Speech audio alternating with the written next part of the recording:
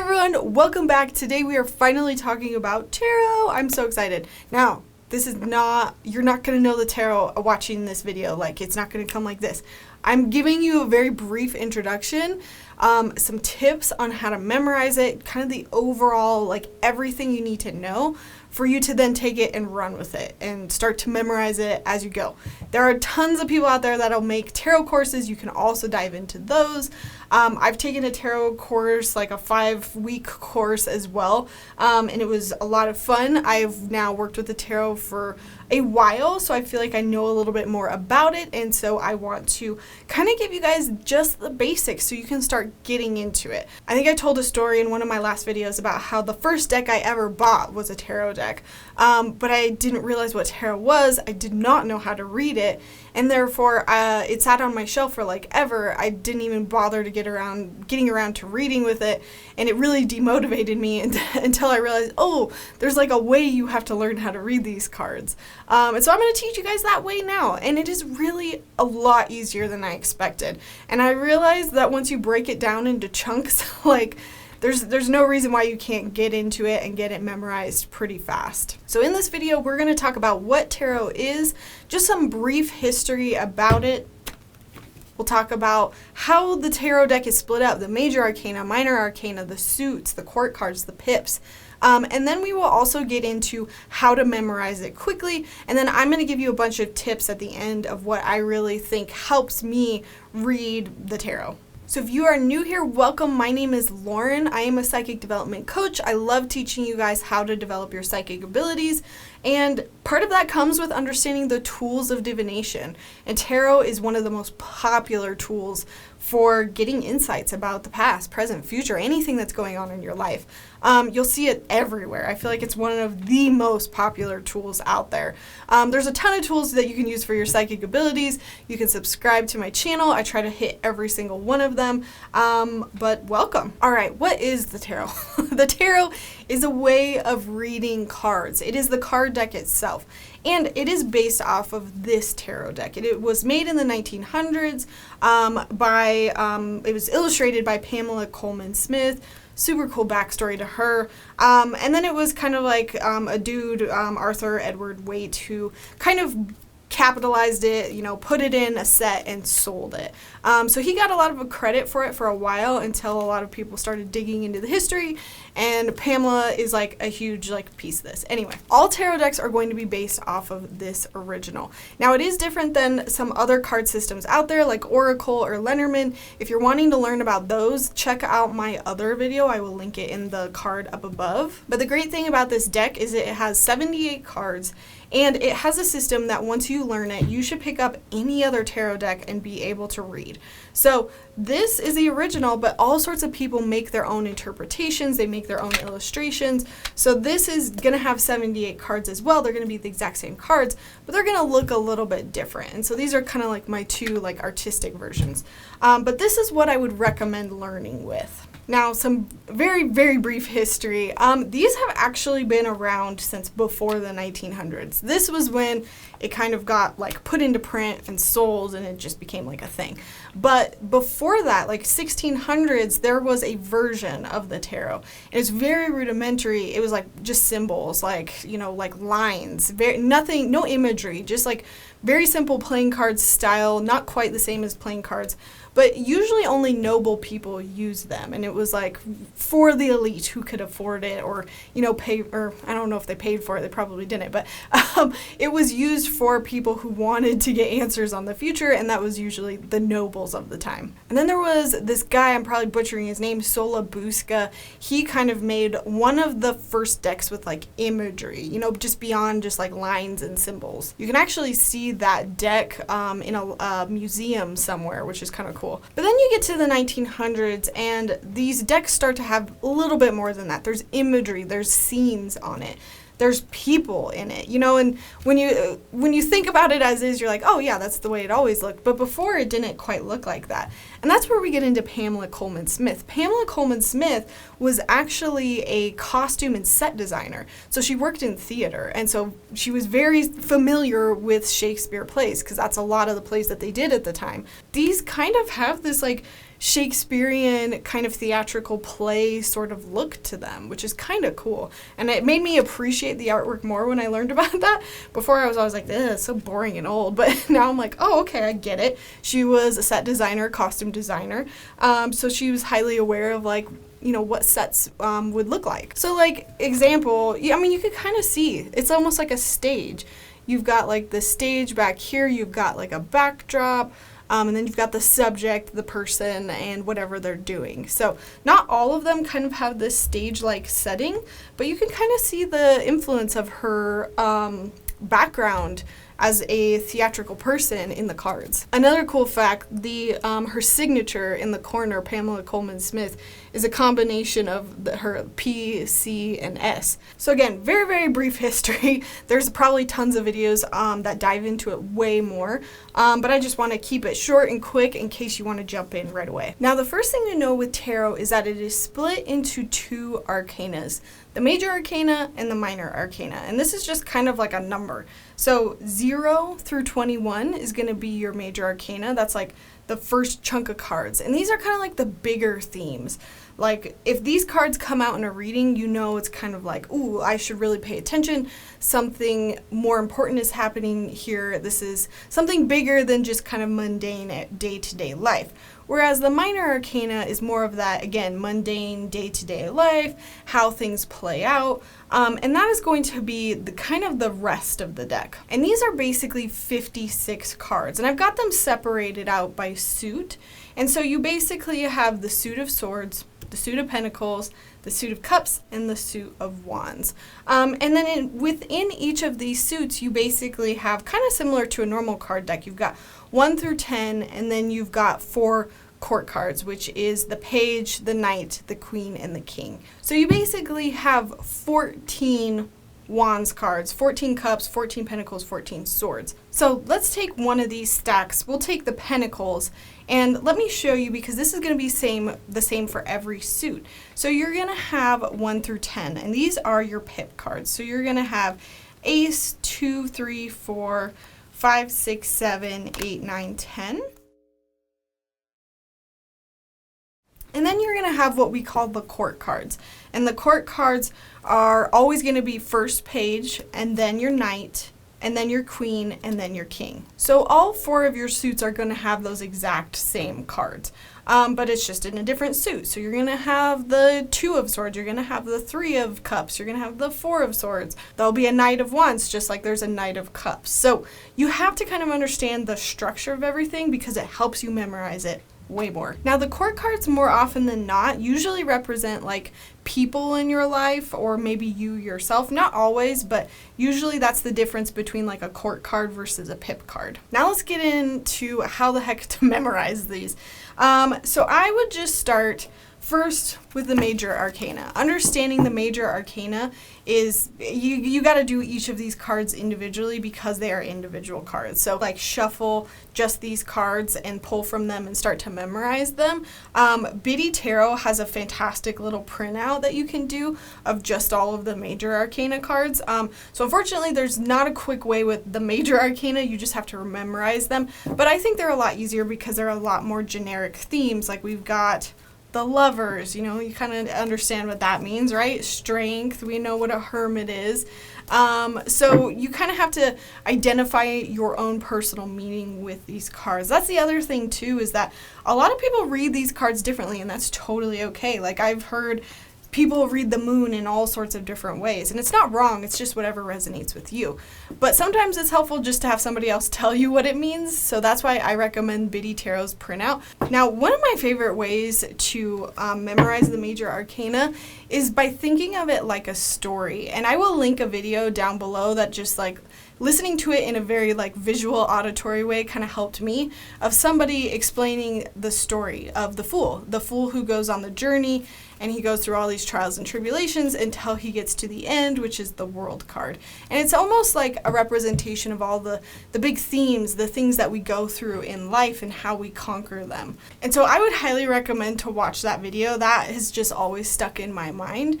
But think of the major arcana as a story. So if you're pulling a card that's towards the end of the story, that's going to mean something a lot different than a card towards the beginning of the story when you're like trying to ask about a certain situation. And that's how you can memorize the major arcana.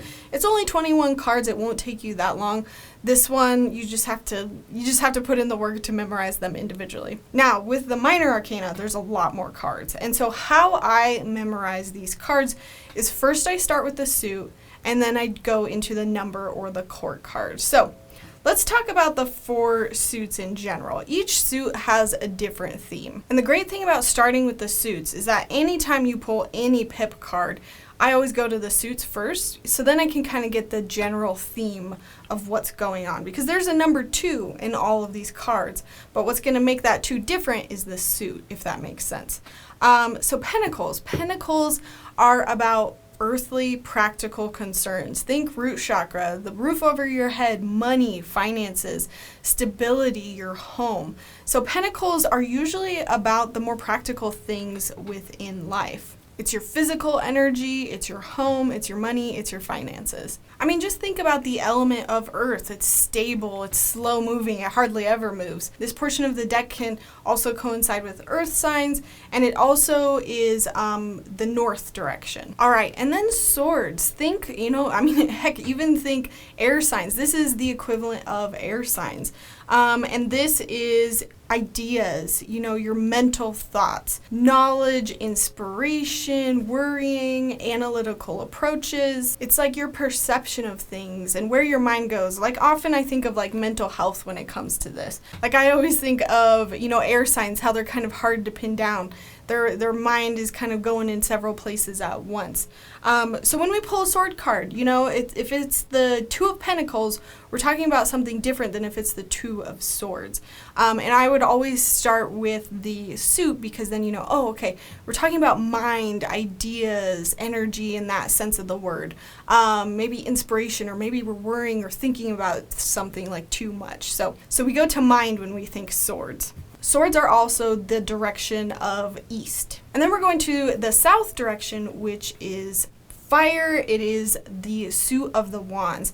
Now the wands, being in relation to fire, I like to think of it as like, if you shoot a wand, like fire's gonna come out of it, or like, it could start a fire, sparks. And so that's how I remember that this is like a fire sign kind of energy. And I only mention like astrology stuff because if you're already familiar with that, it's a good way to memorize these. So wands is about passion, it's about excitement, it's about your joy and zest for life. It's kind of about like manifesting those mental ideas. You're going from the swords of I have this idea to I'm making it a reality, I'm pushing it into action. So the wands are about like passion and motion and that forward movement. It's kind of like how we execute and deal with the plans and the ideas that we have in our life. So that's wands. And then last we have cups, which is associated with the west. Obviously water signs, water energy. So think emotions and intuition. So if you're pulling a card about with cups, in general that might be more of like what's going on internally, emotionally, versus, pentacles, we might be talking about something physical in our reality. Cups can also kind of be about like your heart, like where are your concerns, where is your heart? It's also very like spiritual, it's intuition, it's that connection with the divine. I like to think of cups as like that right brain analogy that we always talk about with intuition, whereas swords is more of the left brain, if that makes sense. The cup signs is obviously more fluid, a lot faster moving. So if you're pulling cups, you can kind of understand, okay, we might be talking about the more emotional side of whatever is going on, the intuitive stuff that's around it, the spiritual stuff that's around it. Now again, I'm being very brief with all of this. You're going to find your own meaning. A lot of people, might have completely different associations with this suit, but you kind of have to decide ahead of time what it means to you. So then when your guides are trying to communicate something, they know to pull a card that looks like this because you have a certain association with it. So if you're pulling a card and it's not a major arcana, it's going to be a minor arcana. And so again, you're going to go to that suit first. Now, say you pull a court card. That's going to be, again, your page, knight, queen, and king. You want to start, again, don't get overwhelmed, start with the suit. You're like, okay, this suit. I know we're talking about cups. I know we're talking about wands or pentacles or swords. And then you have to have the 4 court cards sort of memorized of what they mean. But let's start with pages. Pages are always going to be first. So you have your Page of Cups, Page of Wands, Pentacles, and Swords. Usually pages are kind of like a fresh start, or new ideas are needed. Overall, some new energy needs to kind of happen. And with the pages, let's talk about Page of Cups versus Page of Pentacles. Page of Cups might mean that we need some new emotions around it. Like maybe our emotions are kind of stagnant around this situation and we've been doing things the same way emotionally. I'm just making something up. And then we get into Knights, and Knights are usually about like action, fast movement, sometimes even travel. It can also mean like realizations and epiphanies. It's almost like that moment where like you get the final puzzle pieces and you're like, all right, let's do this. So that's kind of the Knight suits. So again, when you get a Knight of Swords versus a Knight of Wands, they're not going to mean the same things because of the suits. So start with the suits, then jump into the meaning of the Knight. And then we get to Queens. And Queens, I feel like, are very much like doing the inner work. It's about sitting and thinking it through before taking action. It's kind of about like gestating the next steps. You're like full of possibilities. You're not quite like acting on it yet. You're kind of doing the inner stuff around it. This can also be like more of a private card of like keeping things to yourself, not sharing things with the world yet. So if you got the Queen of Wands, it's kind of maybe doing the inner work around what excites you, what gets you passionate, the ideas and inspiration that are coming through.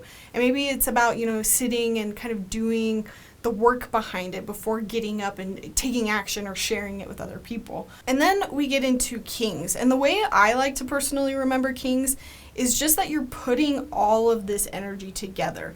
You've got the energy of the Page, the Knight, and the Queen all culminating in the King. The King is somebody who takes decisive action. It's also about like completeness and wholeness. Kings are kind of like uniting in both like, I've got the idea, I've got the plan, I've done the work internally, but I'm taking action, I'm taking forward movement, and I'm manifesting it. It's kind of different than the Knight, and the Knight is like starting that journey, and the King is like, I'm already here, I'm making it happen. Now, I wouldn't get too caught up in feeling like you've got to memorize each and every one of these cards before you read, because even when I was learning, I've slowly found that my idea of a certain card might be different than what my teacher taught me. So it's really about what it means to you, but this is a good starting point to kind of help you memorize. So start with suits. If you pull a court card, remember what's the difference between the Page, Knight, Queen, or the King.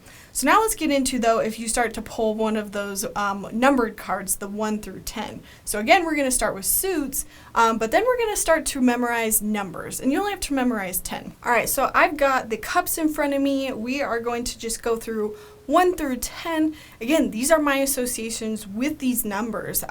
I feel like people already have really good associations with numbers, especially if you're into angel numbers or just numerology in general. So if you already have an association with the number 2, I would stick with it, because if your guides are already communicating that 2 means this thing, then it's a lot easier to just apply it here than to try to change your idea or definition of number 2. Now, if you don't have any associations, like some numbers I already had associations with, some of them I didn't. I'm just going to give you the very basics.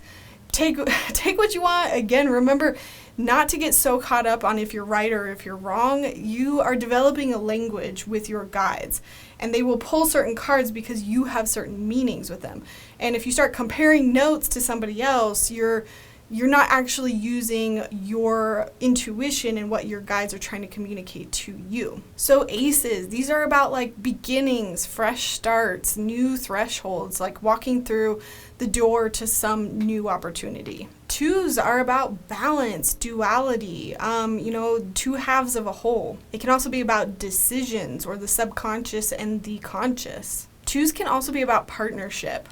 3s can be about groups, harmony, synergy, a lot of like cooperation, planning. It's almost like building the foundation using a strong form of a triangle, if that makes sense. And then we get into fours. Fours are a very stable number. Think of like the four corners of a house. It's a very stable foundation. So fours are about stability, grounding, even boundaries, and manifesting. It's a very, I would say, positive number. Whereas when we get into five, I always see fives as like conflict or struggles. It could be like things needing to be adjusted, a little bit of a shakeup, just challenges in general. Sixes are kind of like sharing, pushing your energy out. This is expansiveness, reconciliation, kind of like working with other people, I would say. It's about more than just yourself. It's about moving outward towards others. Sevens can be about the inner work, like what is inside that is reflecting outside. So it's self-reflection, discipline, it's kind of looking at yourself. Now, eights are great because we are moving from kind of the struggle into the change, the revelations, the forward movement. We're applying the energies that we've been working on and putting it into action. Nines, I kind of interpret personally as like you're almost there, you're almost at completion, with 10 being completion. Some people do also associate nines with completion, like coming to an end. It can also talk about flow, integration, getting to the end of a journey. This can also be about like results or fate coming into fruition, feeling fulfilled. And 10s are kind of like the end of a chapter, but it's not an end of a chapter in that like it's over. It's like new journeys also beginning, because 10 also is technically, when you condense it down, it's a 1, which is about new beginnings. It's about being content that the journey is over, but also looking towards the next thing. So 10s are about transformation, kind of like what results have come out of the past, but also new beginnings. And you can kind of read 1 through 10 as a story. 1 is the start of a journey. 5 is kind of like the struggles and the trials and the tribulations along the way. And then you get to 10, which is the end and moving on to the next journey, similar to the major arcana. So there you go. You kind of have the general outline of how to start memorizing these tarot cards. But now I want to get into my reading tips of some additional things that I think are very important to have and to learn while using tarot. Now, my first tip I've already sort of mentioned, and that is to be loose with the interpretation. Don't compare notes to somebody else. Like if you don't have any meaning or association with that deck, then yeah, absolutely take somebody else's meaning. But if things change, if like you start to get that one card really means a certain thing, like your guys are trying to communicate to you a very certain message. So like don't throw it in the trash if it really resonates with you. Like I always say, trust your intuition first. Like if you pull a card and you don't even remember what it means, but you're kind of getting a gut feeling about it, go with it. That's how you read cards intuitively until you have them memorized. And another thing that I didn't do, but I found helpful towards when I actually started to learn the tarot, was to make sure that when you do look up the meanings, use the same source. Like sometimes I would Google and it would take me to one website and then I'd look at it at another website. So there was no consistent one meaning for one card. So like, for example, I just use Biddy Tarot online because I just think it's an easy read. It's really quick to like go through all of her information. And so anytime I know I don't know a card message, I go to Biddy Tarot.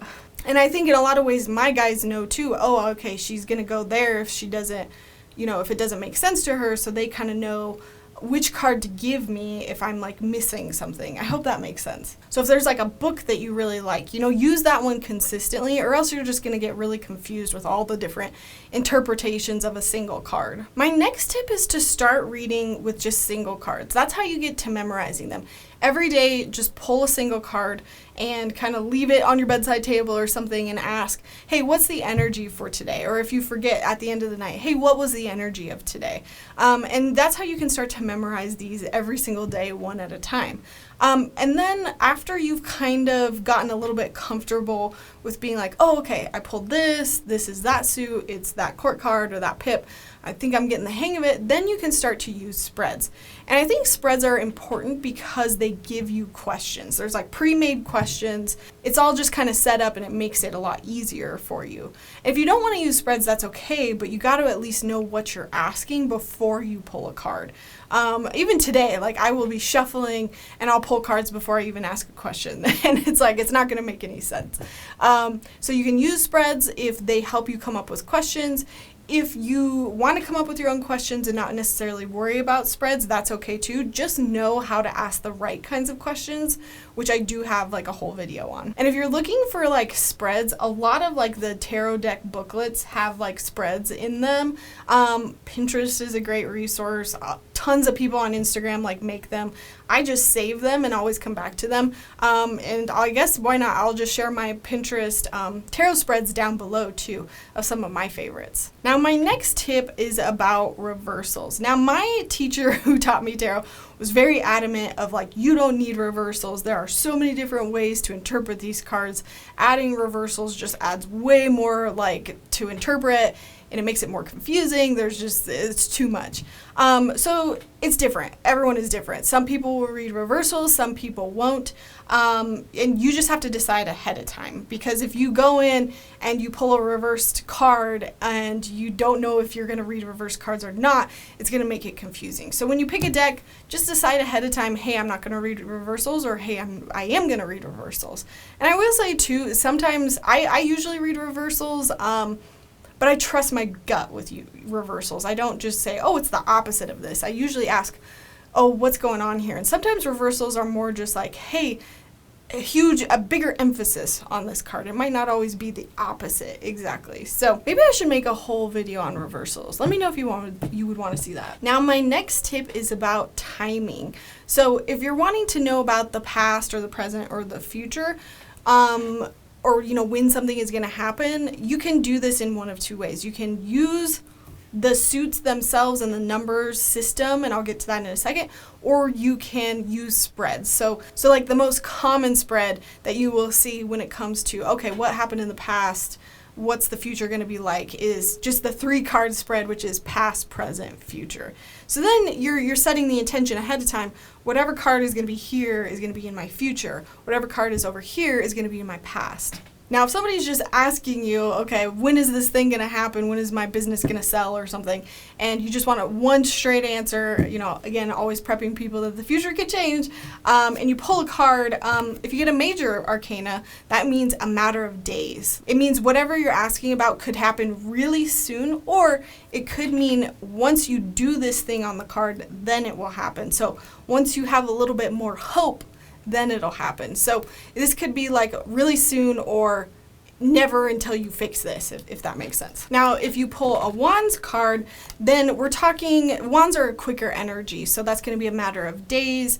And then you use the number on here. So if the number 1 is on the Wands, then it might be 1 day away. Wands can also signify the springtime. So if it doesn't make sense that it would literally happen 1 day away, it might mean spring. Now swords are a little bit slower moving. They're probably the next slowest. So then we're talking about weeks.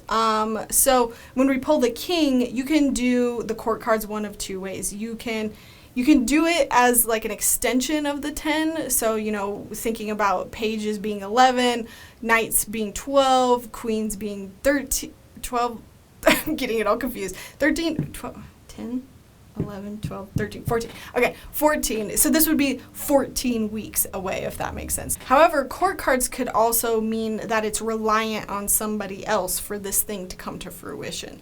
So if they're asking, when can I sell my business? Oh, it might be 13 weeks, or it might be that it needs somebody else to really make this thing happen. And cups also signify like months, or even the summertime. So King of Cups, that might be 13 months, or the summer. Kings, you can also read, instead of 13, you could also read it as completion, as if like it's already happened. So maybe somebody's asking about something and they don't realize maybe it has already happened. Now, pentacles are the slowest moving. Think about it. We're talking about earth energy. It hardly moves. So earth is going to be in the years sense of the term, or winter. Think about how like slow and hibernating winter is. I don't know. And so the 4 of Pentacles might be 4 years, or maybe the next 4 winter times, or maybe just next winter if you know it's going to actually happen relatively soon. Now, another thing that you can do with tarot is basically to use significators. And this is basically saying,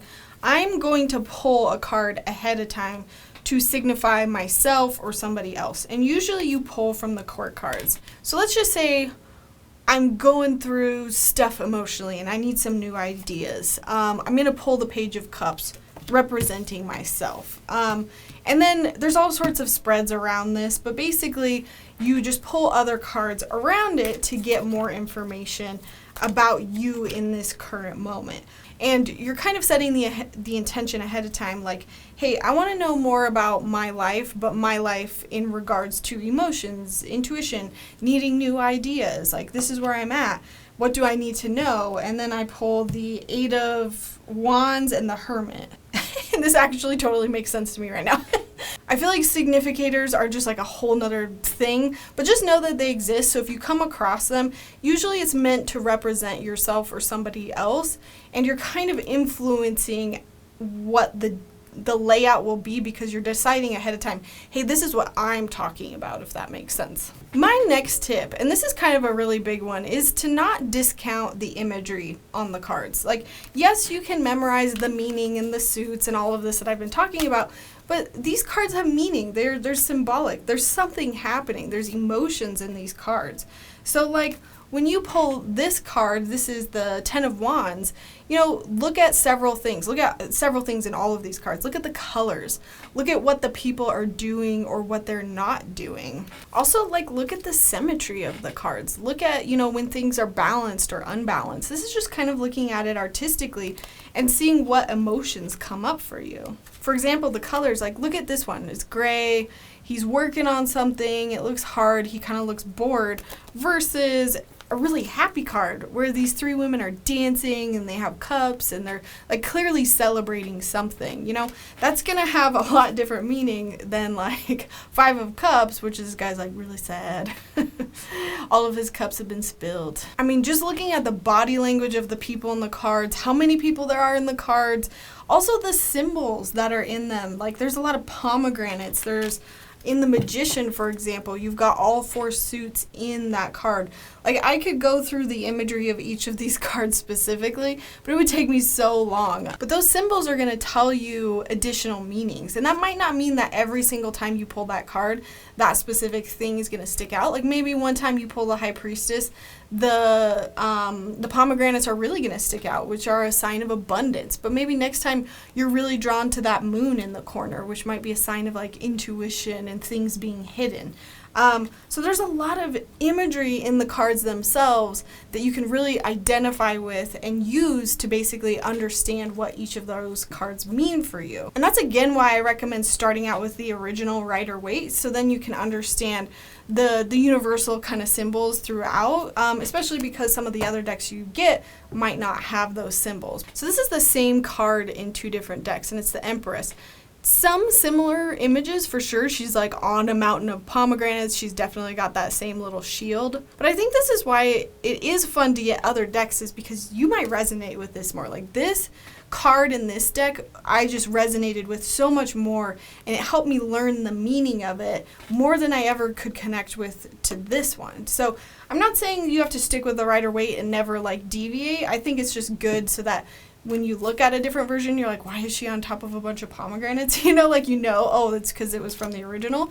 But I think there's benefits and downsides to using both the original and other decks. Alrighty, and my last tip is that if you want to practice, you guys, I do have a Facebook group and you can join. The whole purpose of there is to find other people to read. So if you have a tarot deck and you're I just need to practice, I need to give other people readings, you can make a post, hey, I want to practice my tarot, leave a comment with your question, and then you can do a reading and maybe send people pictures or get back to them. There is a place where you can practice with other people to get the hang of the tarot. So that was a very brief introduction to the tarot, but hopefully you literally have all of the basics so that you can run with all of these and start to memorize, get your own deck, and get ready to actually start reading. So any questions that you have, please let me know in the comments below. I also wanted to mention really quick that I do have a Patreon account. So if you really like my content here, I have even more content on Patreon. And really, I put up a lot of these videos for free, and it's time consuming and I love doing it. But those of you that help me out through Patreon, you kind of keep this channel going. So thank you so much. much. Over there, you're going to find early access to these videos. You're going to get coaching Q&As every single month, additional readings, 2 additional live nights, all sorts of good stuff over there. So thank you all for joining over there on Patreon and supporting my channel. It really helps me to keep creating this free content for you all. Alrighty, you guys, thank you so much for watching. If this was helpful, please give it a big like. Also, feel free to engage by sending comments. That helps my channel out so much. Any video you watch, if you can leave me a comment, it tells YouTube that my video is good and it recommends it to more people, and I could really use that support right now. Alrighty, thank you guys so much for watching. I will see you in my next one. Bye.